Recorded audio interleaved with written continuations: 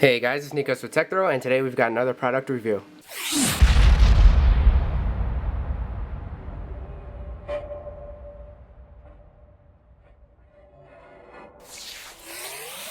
So today we've got the Griffin Reveal Etch for the iPhone 4. This case features a rubber side all around the band of the iPhone, as well as a polycarbonate rear, which is hard. So you've got your soft sides and your hard rear. And this case really provides some great protection for your iPhone. I was hesitant to use it at first, and I'll tell you why in a second. But I've actually really been enjoying the case. I really love the look of it, and I really love the feel of it. So let's go ahead and take a quick tour of each side of the case. We'll go ahead and focus here. So on the bottom, we've got 3 cutouts. One for your microphone, one for your 30-pin dock connector, and one for your speaker.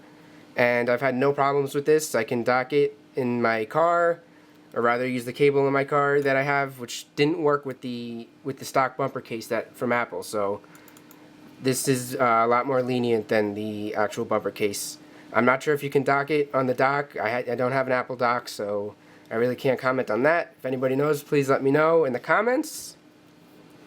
On this side, you've got your volume buttons covered, and you've got a nice cutout for your vibration switch. It's very easily accessible, as you can see.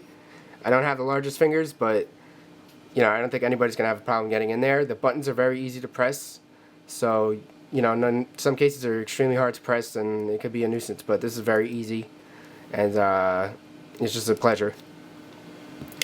Along the top, you've got your cutout for your 3.5mm headphone jack, as well as your noise-canceling microphone.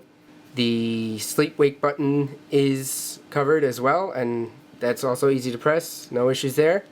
The side is completely covered, and you've got a very low-profile Griffin logo here. And onto the rear, as I said, it's polycarbonate, and it does have a cutout for your camera and flash, of course. I haven't had any flashback issues, as they call it, with this camera. I usually don't use my flash for photography on the iPhone 4 either way, but I did test it out, of course, for the review, and I didn't run into any issues, so very happy to report that. Now let's get into why I was a little bit hesitant to actually put this case on the phone.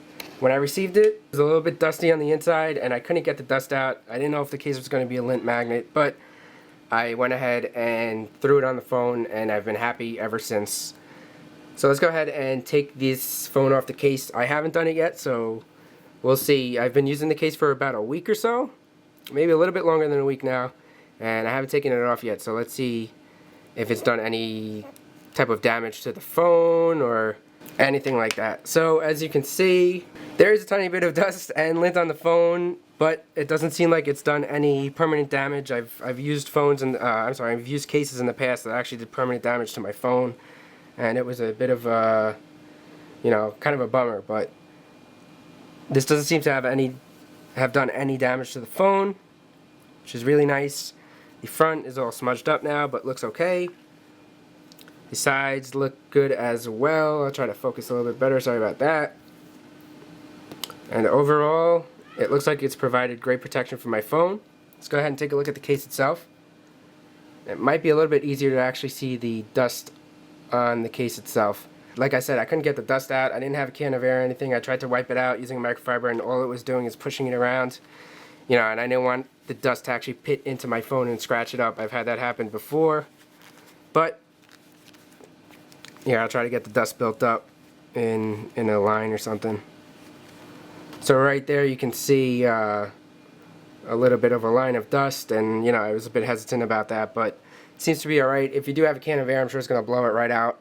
And the case itself isn't too flexible.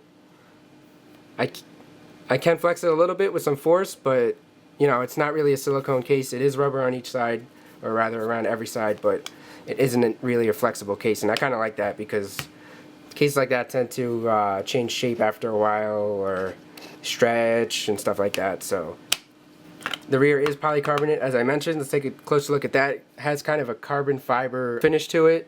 Oh, it isn't carbon fiber, of course, but it does look very nice, and it feels nice. It's a matte finish, so it's kind of a smooth feeling. You've got a really nice bezel around it to separate your polycarbonate with your rubber, so it makes a nice framing effect there. And overall, I would definitely recommend this case. It's $29.99 from Griffinwood's website. I'm sure you can find it cheaper. If you do grab an iPhone 4, it is one of the cases that Apple offers to you for free. And yeah, I would definitely recommend it. I've had no issues with it. It's been a pleasure to use. I think it looks great. Nice minimalistic look. Provides great protection. And that's just about it for the Griffin Reveal Etch for the iPhone 4. Once again, thanks for watching. Please subscribe if you enjoyed this video, and I'll see you guys in the next one.